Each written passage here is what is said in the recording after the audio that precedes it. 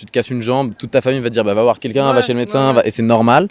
Mais santé mentale, c'est tellement invisible et on n'en parle pas forcément, c'est très tabou. Même pour soi, hein, même soi-même. Ouais, justement. On se pose très peu la question de comment est-ce que je fonctionne réellement, tu vois. Tu sais, il y a des trucs que tu fais, tu te demandes pourquoi, tu sais, en mode non, bah non, je veux pas faire ça, moi, non, tu vois. Il y a des fois où on se dit, bah tiens, ça me ressemble pas, ou j'étais pas comme ça avant, j'aurais aimé pouvoir réagir différemment parce que d'habitude je réagis pas de cette manière-là. Et ça, c'est des petits signaux, effectivement, qui peuvent nous dire, bah là, ça va peut-être moins bien et j'aurais besoin d'une aide.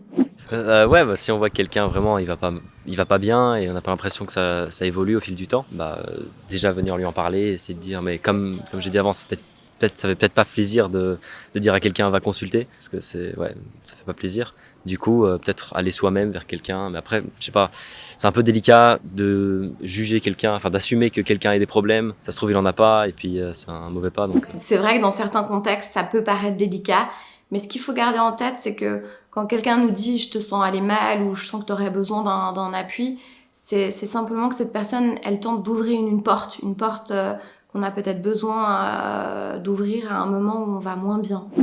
Moi déjà, il y a souvent les signaux qui sont physiques aussi, qui se ressentent sur le physique, par exemple des crises d'angoisse ou des trucs comme ça. Souvent, je trouve que c'est bien d'aller consulter. Après, il faut être ok avec ça, mais ce genre de signaux, c'est des choses qui sont assez visibles. Moi, je pense que généralement, c'est dur de s'en rendre compte. Parce que c'est pas une pente directe, c'est lentement. Et donc, c'est plus à l'entourage, je pense, de me dire qu'on a besoin d'un psy. En tout cas, de mon point de vue. Parce que j'ai des amies qui, justement, avaient besoin d'un psy et elles-mêmes n'ont jamais remarqué qu'elle avait une dépression avant d'y aller. Ouais, pareil, je trouve que c'est plus compliqué de se prendre en charge nous-mêmes et que c'est plus à l'entourage de le faire, évidemment. Les problèmes psychologiques peuvent débuter, comme elle le dit, très doucement, de manière insidieuse, comme une pente qu'on descendrait très lentement, ou alors de manière beaucoup plus abrupte, comme des marches d'escalier.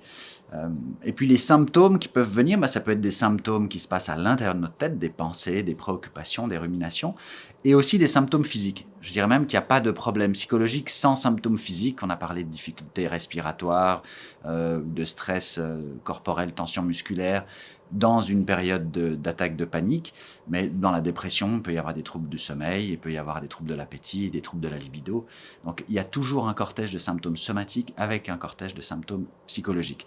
Et les symptômes psychologiques peuvent aussi se voir à l'extérieur par des troubles du comportement, une modification du comportement de base de l'individu.